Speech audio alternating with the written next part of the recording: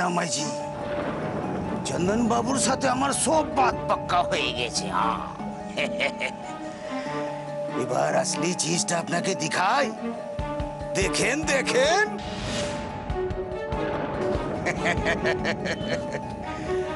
डरने की कोई बात नहीं माई जी। ये हमार बड़ा लड़का আছে, वो আপনাদের ভাষায় বড় ছেলে।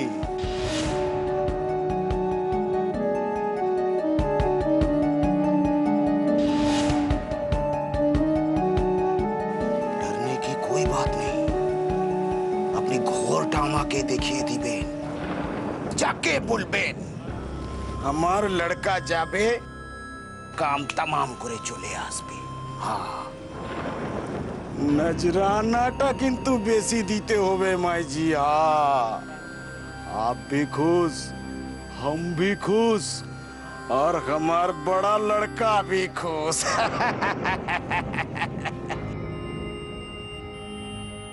কি মাই জি, এখনো ডর লাগছে?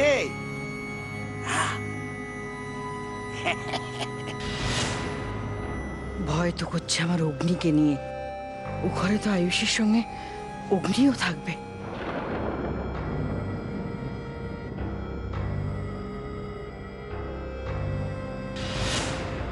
যদি অগ্নির কোনো বিপদ হয়, না না, কি হবে? কি হলো কাকিমণি, হঠাৎ চমকে গেলে কেন? এরকম দৃশ্য দেখলে চমকাবো না? এরকম কি সচরাচর দেখতে পাওয়া যায়? দুই বোন যেন একবারে মানিক জোর। তা মেঘলা, লুকিয়ে লুকিয়ে দিদির কাছে কি আবদার করা হচ্ছিল শুনি? ওর আবদারের কথা জিজ্ঞেস করো না, ওর আবদার তো শেষই হয় না। তা দিদি ভাইয়ের কাছে আবদার করবে না তো কার কাছে করবে? কিন্তু মেঘলা, এখানকার বানর সেনারা যদি দেখতে পায় যে তুমি লুকিয়ে লুকিয়ে দিদির এরম আদর খাচ্ছ, আবদার করছো, তাহলে কিন্তু রেগে একেবারে ফায়ার হয়ে যাবে, বুঝলে? ওরে বাবা, তাহলে তো এক সেকেন্ডও থাকা যাবে না মনে হচ্ছে। আসছি দি ভাই। হ্যাঁ, টাটা চলেন। টাটা বাবা, টাটা। কাকিমণি, তোমার কি হয়েছে বলো তো? কেমন যেন একটা দেখাচ্ছে তোমাকে। কি বলি বলতে আসি, সারাক্ষণ একটা আশঙ্কা আমাকে তাড়া করে বেড়াচ্ছে। আশঙ্কা? কিসের আশঙ্কা? দেখ আয়ুষী, দিদির অবস্থা না এখন জখম বাঘের মতো হয়ে আছে। তুই বারবার যেভাবে দিদিকে টেক্কা দিয়ে যাচ্ছিস না, দিদির বোধহয় মাথার ঠিক নেই। আর তুই তো জানিস দিদি রেগে গেলে কি না পারে। এসব তুমি কি বলছো কাকিমণি? আর মাকে টেক্কা দেওয়ার প্রশ্নই বা আসছে কোথা থেকে? তুই সব জেনেও না বোঝার ভান করিস না। বিয়ের পর থেকে দিদি যা যা করছে তোর উপর, পরীক্ষা নেওয়ার ভান করে, সেটা কি ঠিক করছে বলতো? কাকিমণি, মায়ের কাজের ঠিক ভুলের হিসাব তো আর আমি করতে পারি না বলো। তবে সত্যি যদি মায়ের মনে কোনো ভুল ধারণা বাসা বেঁধে থাকে, তাহলে সেটা ভাঙিয়ে দেওয়ার দায়িত্ব তো আমারই, তাই না? সেই চেষ্টা তো তুই প্রাণপণ করছিস মা, তাতে কি লাভ হচ্ছে বল দেখি? দেখো, একটা ধারণা তৈরি হতে যেরকম সময় লাগে, ভাঙতেও তো তেমনই সময় লাগে, তাই না? দেখো, মা যেদিন মন থেকে আমায় নিজের মেয়ে বলে মেনে নেবে, সেদিন এসব সমস্যা আপনার হাতেই মিটে যাবে। আমি তো সেই অপেক্ষায় আছি আয়ুষী। কবে দিদির চোখ খুলবে, কবে দণ্ড তুই শান্তিতে এই বাড়িতে বসবাস করবি? আমি ভালো আছি কাকিমণি, তুমি মিছিমিছি চিন্তা করছো আমার জন্য। জানো তো কাকিমণি, ও বাড়িতে থাকতে মাও আমার জন্য শুধু শুধু চিন্তা করতো। চোখের সামনেই আছি, তবুও আমাকে চোখে হারাতো, ঠিক তোমার মতো। তুই এই মায়ের একটা কথা রাখবি আয়ুষী? বলো। শোন না, রাত বিরেতে একা একদম কোথাও বেরোবি না, কেমন? ঠিক আছে। কথা দিলি তো মাকে?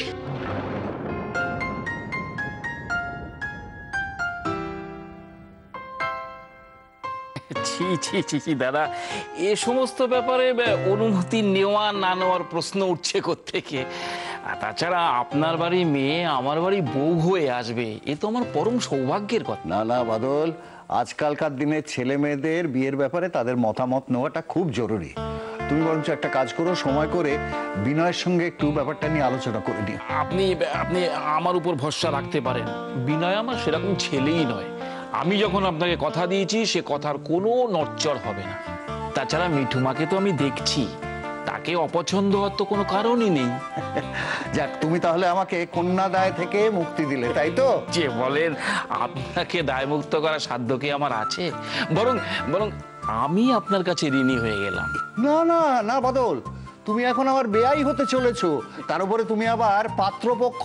এবার থেকে তো তোমার সঙ্গে অনেক খাতির করে কথা বলতে হবে। হ্যাঁ কি যে বলেন দাদা। তবে দাদা একটা কথা না বললেই নয়, আপনি তো জানেন বিনয়ের মা মারা যাবার পর থেকে সংসার বলতে আমরা দুইজন, মানে বাপ বেটা। তাছাড়া বিনয় সারা সপ্তাহ কলকাতাতেই থাকে, ওই শনিবার শনিবার করে গ্রামে ফেরে। তাই মিঠুমা গ্রামের বাড়িতে একা একা এই বুড়োটার সঙ্গে থাকতে পারবে তো?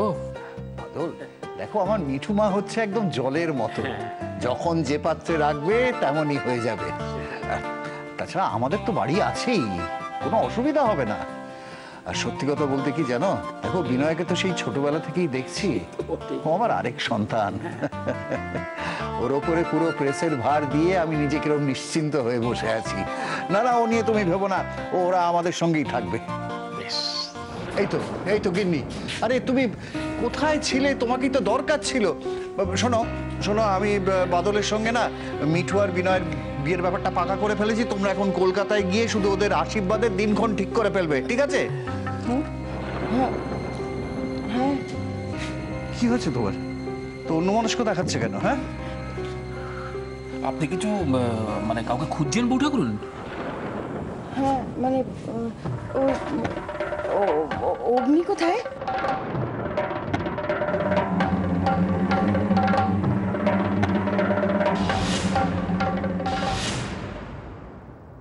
সেদিন আমি একটা ইন্টারভিউ দিতে গেছিলাম না এমএনসিতে, আমার চাকরিটা হয়ে গেছে।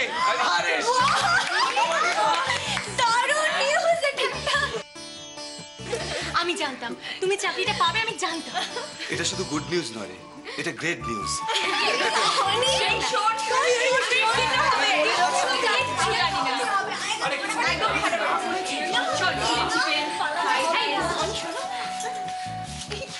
বলছি যে মা বাবাকে খবরটা দিয়েছো? না বৌদি, এখনো কাউকে জানানো হয়নি। এই তো কিছুক্ষণ আগে ওদের ফোন এসেছিল, নেক্সট মান্থেই জয়েনিং। কংগ্রাটস। বান্টি, মন খারাপ? না না বৌদি, আসলে কি বলতো, সব দিন তো আর সবার সমান যায় না, তাই না? তবে তুমি দেখো, অনির মতো এরকম খুশির দিন খুব তাড়াতাড়ি তোমার জীবনেও আসবে। কিন্তু তার জন্য আপনাকে একটু ধৈর্য ধরতে হবে, বুঝেছ? আর মন খারাপ করে বসে থাকলে কিন্তু কিচ্ছু হবে না, মন দিয়ে নিজের কাজটা করতে হবে। Attention ladies and gentlemen, আমি সবাইকে একটা গুড নিউজ দিতে চাই। Good news? কি গুড নিউজ? ও আচ্ছা আচ্ছা, বুঝতে পেরেছি। অনি নিজের চাকরির নিউজটা পাওয়ার সাথে সাথেই না মেঘলাকে প্রপোজ করে ফেলেছে। অনি হাট, ওকে আবার আমি বার্তা দিই নাকি? আচ্ছা, তুই বার্তা দিস না অনিকে? না, যাই হোক, গুড নিউজটা হলো যে আজকে আমি বলি আমার গুড নিউজটা। বলো। আমার বিয়ের কথা আমি নিজে মুখে কি করে বলবো?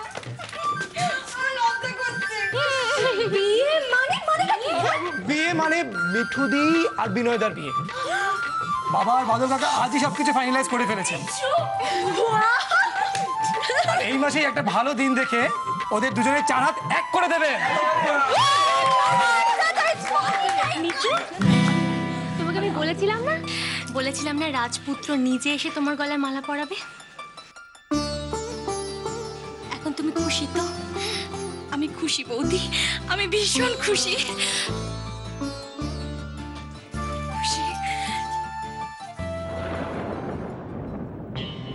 কে কে ওখানে? কি কি দেখেছো? কি হয়েছে? কোথায়?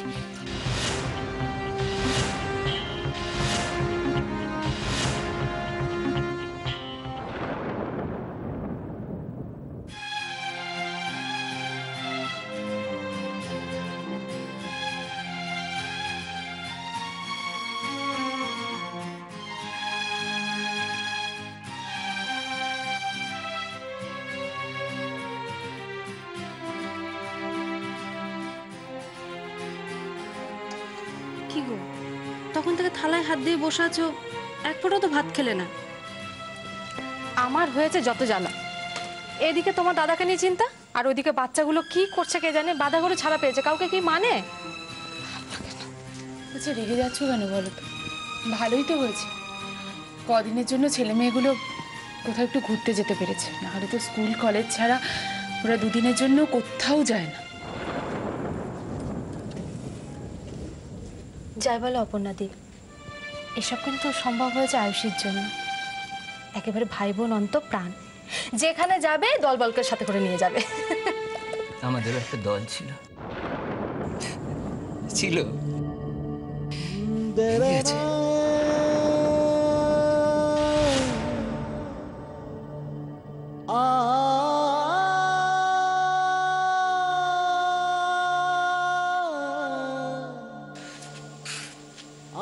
সেই দলের যে প্রাণ ছিল, সেই দলের ভিতটাকে নাড়িয়ে দিয়ে শেকড় বাকড় উপড়ে তছনছ করে চলে গেল। এই শেকড় উপড়ানো এত সহজ নয় রে দাদা। শেকড় যে মাটির নিচে অনেক দূর অব্দি ছড়িয়ে গেছে। সান্ত্বনা দিচ্ছিস অপু? না, আমার বিশ্বাস এই ঝড় একদিন ঠিক থেমে যাবে, তুই দেখিস। সেটাই তো হয় রে অপু, সেটাই তো প্রকৃতির নিয়ম। ঝড় আসে, ঝড় চলে যায়, কিন্তু সেই ঝড়েতে যে জিনিসগুলো শেষ হয়ে যায়, উপরে ছাড়খাড় হয়ে যায়, নষ্ট হয়ে যায়, সেগুলো কি আর ফিরে পাবি রে অপু? হ্যাঁ, কিন্তু যখন এত ভুল বোঝাবুঝি, ঝগড়া, অশান্তি হলো, সেই সময় সুজনের মুখের দিকে তাকিয়ে একবারও ভালো করে দেখেছিস দাদা? ওকে কেমন অসহায় লাগছিল না? ওর চোখের কোণটা যেন চিকচিক করছিল, তাই না দাদা? তখন তোর চোখটা ঝাপসা হয়ে গেছিল রে। সুজন উকিল ঠিক করছে রে এই বাড়িটা ভাগ বাটোয়ারার জন্য, জানিস তুই?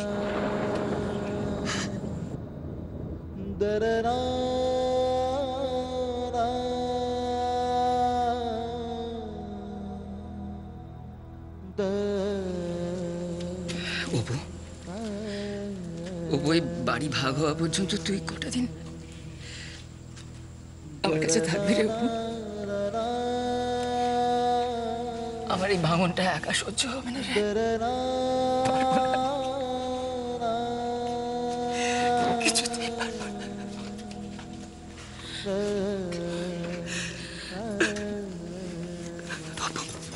জানিস আমার আজকাল কি সব হয় জানিস? আমার চোখে ঝাপসা দেখি,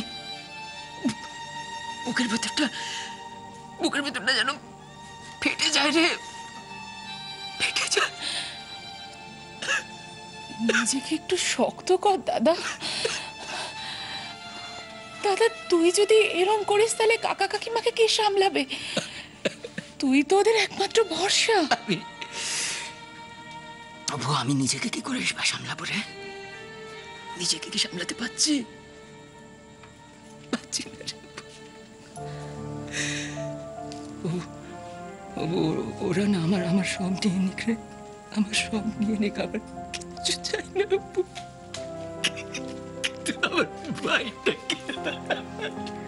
আমার ভাইটাকে ওরা ফিরিয়ে দিও,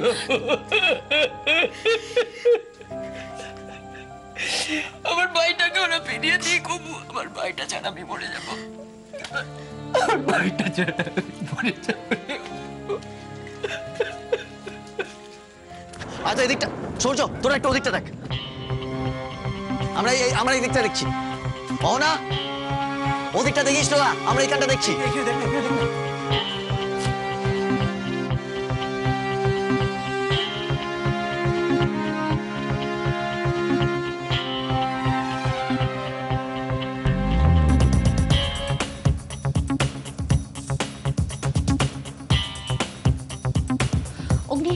আমি ঠিক দেখেছি, বিশ্বাস করো, ওখানে একটা অদ্ভুত দেখতে লোক দাঁড়িয়ে ছিল, আর লোকটা আমাকে দেখেই পালিয়ে গেল। ঠিক আছে, ওরা তো দেখছে, তো দেখো, তো খুঁজছে, তোরা একটু ধৈর্য ধরো। এখানে কেউ নেই তো? এই দাদা শোনা, বাড়ির পেছন দিকটা পুরো খুঁজলাম, নেই রে দাদা। বলছি বাউন্ডারি ওয়াল ধরে পুরো খুঁজে নিয়েছি, কোথাও কেউ নেই কিন্তু। দি ভাই, মেন গেটটাও বন্ধ ছিল, বোধহয় তুই অন্ধকারে ভুল দেখেছিস।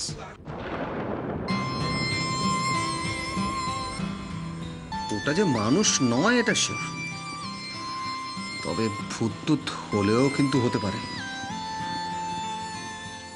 তোমায় দেখার পর লোভ সামলাতে পারিনি, তাই মনে হয় তোমায় দেখতে চলে এসেছি জানো। সবসময় খালি মজা করে। সবাই যতই হাসুক, যতই মজা করে উড়িয়ে দিক, আমার কেন জানি না মন বলছে এখানে নিশ্চয়ই কেউ একজন ছিল।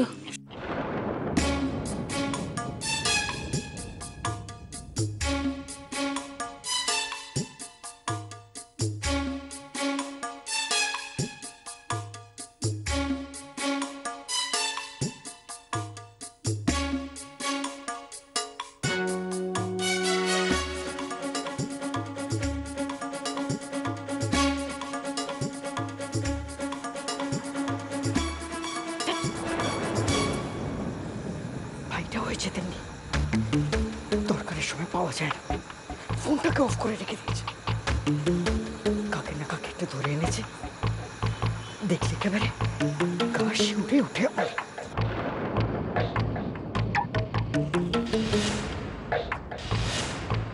ও বাবা, নিচে তো এলো না, উল্টে আমাকে একটা গানা করে ভাসিয়ে দিয়ে গেল। কি জানি বাবা,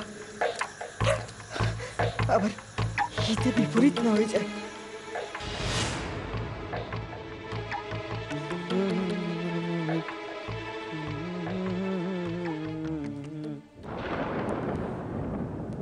এই যে ম্যাডাম, আজ কি সারা রাত ওই জানলা দিয়ে চাঁদ দেখেই কাটিয়ে দেবেন নাকি?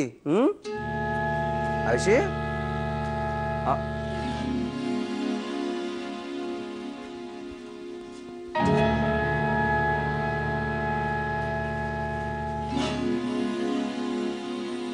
আইসি, কি আছে? এই এরকম অন্যমনস্ক লাগছে কেন? আচ্ছা কি ভাবছো বলো তো সব? আমি জানি না অগ্নি, আমার বারবার কেন যেন মনে হচ্ছে আমি জানলার ধারে সত্যি কাউকে একটা দেখেছিলাম, আর এই লোকটা আমাকে দেখেই পালিয়ে গেছে জানো।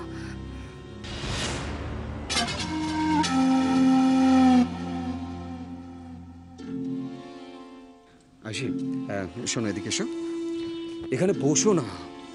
আরে সবাই মিলে তো খুঁজলো, দেখলো তো, পেলো কি? পেলো না তো? খুঁজলো আর কই, সবাই তো আমার ব্যাপারটাকে সিরিয়াসলি নিলই না। কে বলেছে সিরিয়াসলি নেয়নি? কে বলেছে? আমি তো তোমার সব কথা, এমনকি তোমাকে খুব সিরিয়াসলি। অগ্নি, কতটা সিরিয়াসলি নিলে সেটা বোঝাই যাচ্ছে।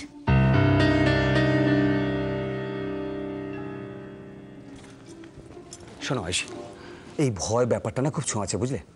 তখন যদি তোমার কথায়, তাকাচ্ছ কেন? তোমার কথায় যদি আমি হেসে উড়িয়ে না দিতাম, তাহলে ওই বানর সেনারা যারা নিজেদেরকে খুব সাহসী বলে মনে করে বুঝলে, তারা ওই তোমার ওই ছায়া মানুষের কথা ভেবে ভেবে সারা রাত জেগে কাটাতো।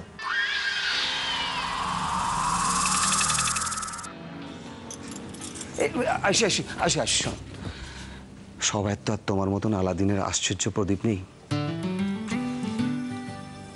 যে ঘষলে এই জিন সামনে এসে হাজির হবে।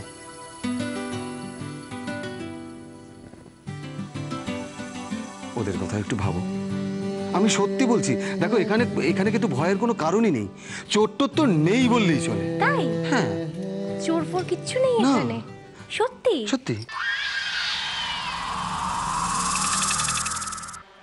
ডাকাতের সঙ্গে ঘর করলে আবার চোরের ভয় কিসে? হ্যাঁ, এই শোনো শোনো, এই কি বললে? কে ডাকাত? আমি ডাকাত?